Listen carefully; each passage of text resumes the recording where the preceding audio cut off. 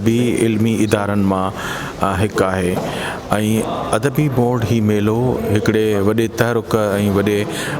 ज़बरदस्त इंतज़ाम सां सईदुज़मान आतिफ़ साहब जेके चेयरमैन आहिनि उन्हनि जी मौजूदगीअ में उनजो ही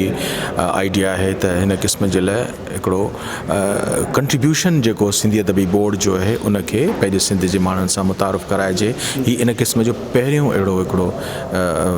प्रोग्राम आहे जंहिंमें टिमाही महिराण आहे, गुलफुल रिसालो आहे, सर्तियूं रिसालो आहे, उन्हनि ते ज़बरदस्त सेशन्स आहिनि, वॾो ज़बरदस्त मुशाइरो आहे जंहिंमें सॼी सिंध जा शाइर ईंदा। त हिकिड़े डिघे अरसे खां पोइ उन जंहिंजो इफ़्तिताह मखदूम साईं जमील ज़मान साहब करे चुका आहिनि। ऐं सम्झां थो त हिकिड़ो तमामु ज़बरदस्त हिकिड़ो प्रोग्राम आहे जंहिंखे असांजी सिंध वारा तमामु घणो पसंदि कंदा ऐं मुबारकबाद थो ॾियां सॼी टीम खे। जी बिल्कुलु, असल में सर्तियूं जी तमामु वॾी कंट्रीब्यूशन आहे हिकिड़े अहिड़े दौर में जॾहिं जिथे असां ॾिसूं पिया त अदब जे जेके मैदान हुया उन ते घणे भाङे जेके लिखारी हुया या लेखक हुआ उते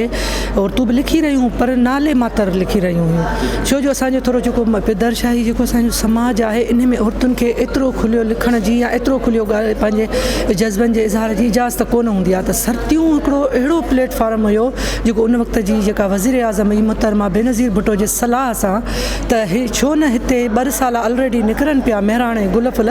त औरतुनि जे लाइ बि हिकिड़ो अलहदा रिसालो कढियो वञे। त मुहतरमा जे ई सलाह सां सर्तियूं रिसाले जो इजरा थियो हुयो ऐं इन रिसाले खे जीअं ई शुरू थियो त गुलबदन जावेद मिर्ज़ा ई इन जी एडिटर हुई ऐं इन गुलबदन जावेद मिर्ज़ा जे थ्रू इन रिसाले जे थ्रू असांजूं अलाए केतिरियूं औरतूं जेके हींअर अदब जे मैदान ते निर्वार थियूं आहिनि ऐं एॾियूं मशहूरु मारूफ़ थी वियूं आहिनि, के त साहिब किताब बि आहिनि। त उन्हनि जा जेके आहिनि से उन्हनि खे हिकिड़ो प्लेटफॉर्म मिलियो जिथे हू सुकून सां अचे पंहिंजूं लिखणियूं बिना कंहिं हेज़िटेशन जे बिना कंहिं, छो जो औरतुनि खे तमामु घणा जेके आहिनि से हेज़िटेशन्स हूंदा आहिनि ऐं हू न बि जेका पंहिंजी फीलिंग्स खुलम खुला इज़हार न करे सघंदियूं आहिनि। पर जीअं त ही मख़सूसु औरतुनि जे लाइ रिसालो निकितो त हिन हिकिड़ो अहिड़ी असां वटि हिकिड़ी खेप पैदा कई जेका अॼु हिते तव्हां ॾिसो था हिते घणे भाङे मूं समेत हिते उहे लेखकाऊं आहिनि जन सर्तियूं खां पंहिंजे सफ़र जी शुरूआत कई ऐं अॼु हू हिकिड़ो अदबी मक़ाम रखनि थियूं। त इन लिहाज़ खां हिन रिसाले जी तमामु वॾी कंट्रीब्यूशन आहे। अॼु असां हिनखे सेलिब्रेट करण आया आहियूं। मुंहिंजो पंहिंजो बि मक़ालो आहे, तव्हां उहो ॿुधंदा त हिन रिसाले केतिरो वॾो किरदारु अदा कयो आहे असांजे उन तबिके खे मथे आणण में जेको सदियुनि खां पंहिंजे आवाज़ खे माण्हुनि ताईं न पियो पहुचाए सघे। त उन लिहाज़ खां हिन जी तमामु वॾी कंट्रीब्यूशन आहे। सर्तियूं रिसालो उनजो मुंहिंजे ख़्याल सां हिकु तमामु वॾो हिसो रहियो आहे ऐं अॼु खां काफ़ी साल अॻु जीअं 3 साल अॻु जे चऊं सर्तियूं 3 साल जे दौरान जेको बि मुख़्तलिफ़ असांखे नाला मिलनि था हींअर उहे शुरूआती दौर में उहे सर्तियुनि में लिखंदा रहिया ऐं हिकु प्लेटफॉर्म मुहैया कयईं, हिकु प्लेटफॉर्म ॾिनई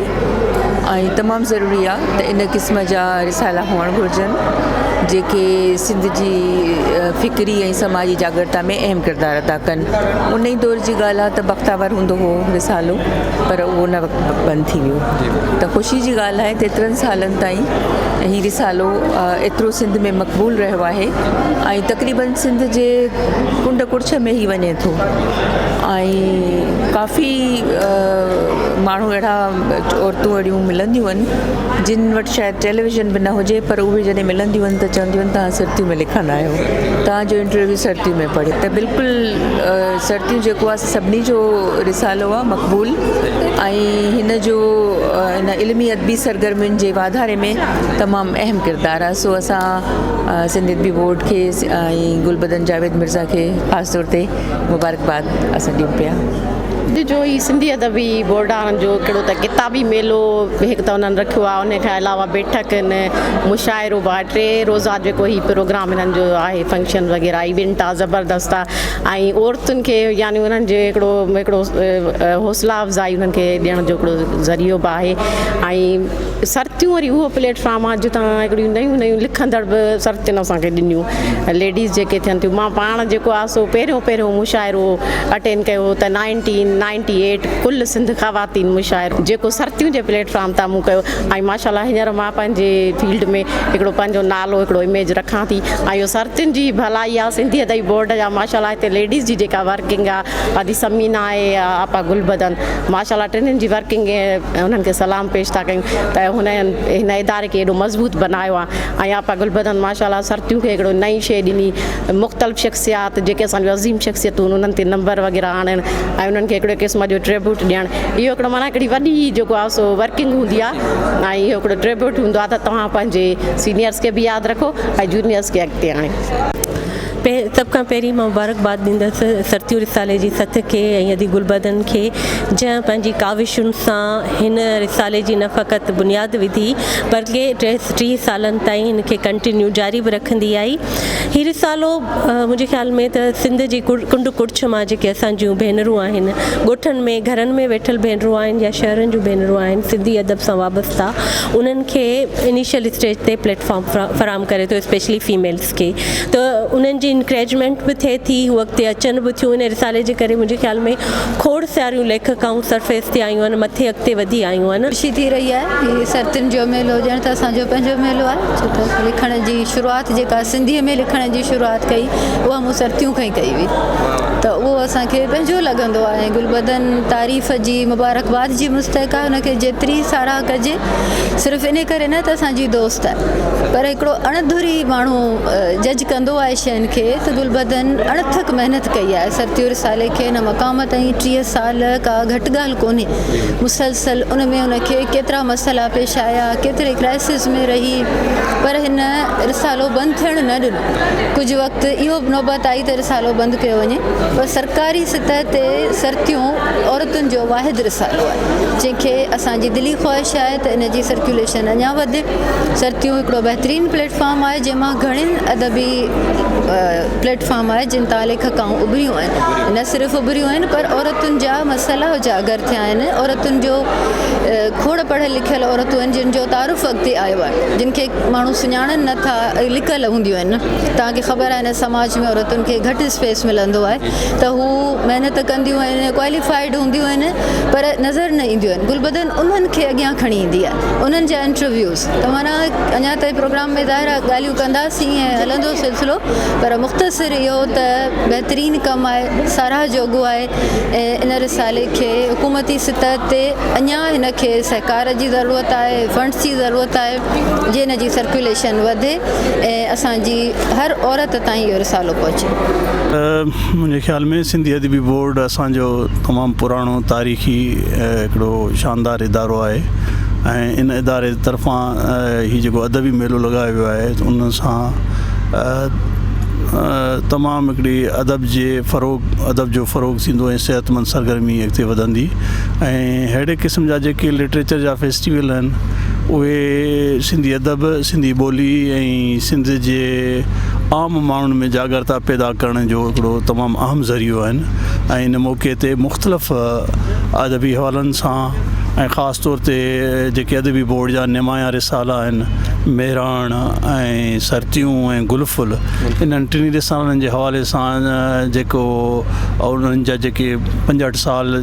मेहराण खे थिया हूंदा 60 साल गुलफुल खे थिया आहिनि ईअं सर्तियूं खे थिया आहिनि 30 साल थिया आहिनि त इन्हनि में इहे अहम अदबी रिसाला आहिनि जिन सिंधी अदब ते तमामु वॾा असर छॾिया आहिनि हाणे गुलफुल 12 रिसालो आहे मूंखे पाण ख़ुदि यादि आहे त मां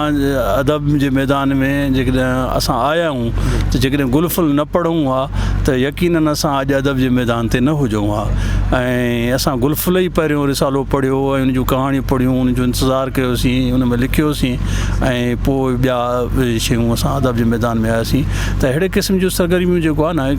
हिकिड़ियूं तमामु हिकिड़ी सोसाइटी में जंहिं क़िस्म जी हिकिड़ी तेज़ रफ़्तारी लॻी पई आहे ऐं ख़ासि तौर ते पढ़ण जो कल्चर जेतिरो घटिबो वञे पियो त रीडिंग खे प्रोमोट करण में रीडिंग जे कल्चर खे अॻिते वधाइण में अहिड़े क़िस्म जा मेला ॾाढा उत्साह बख़्शींदा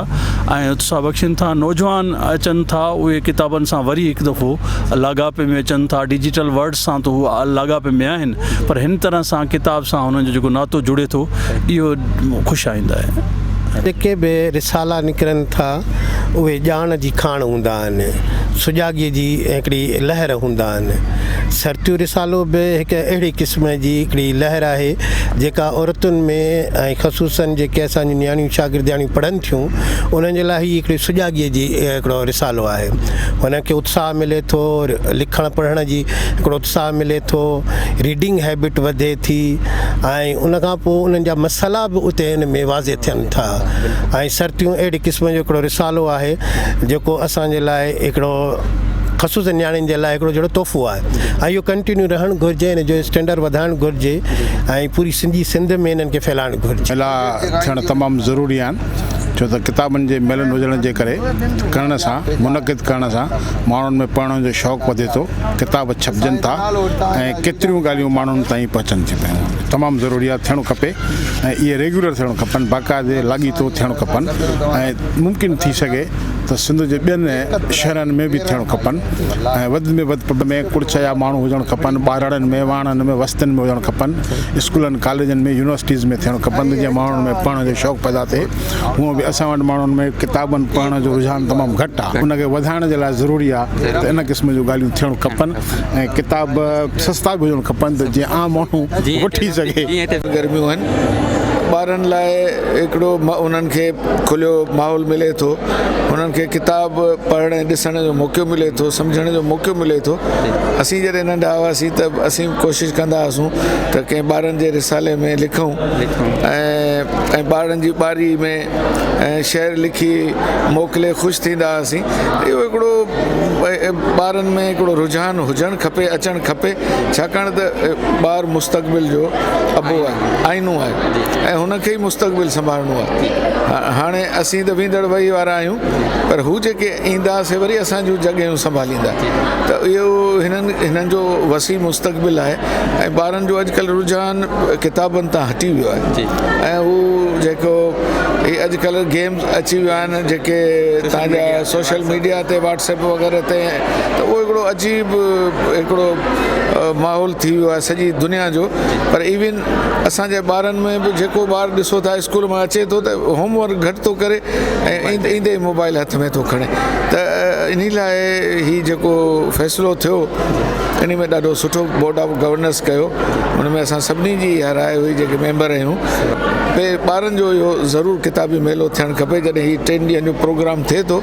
त मखदूम साहिब जिन जी बि इहा ख़्वाहिश हुई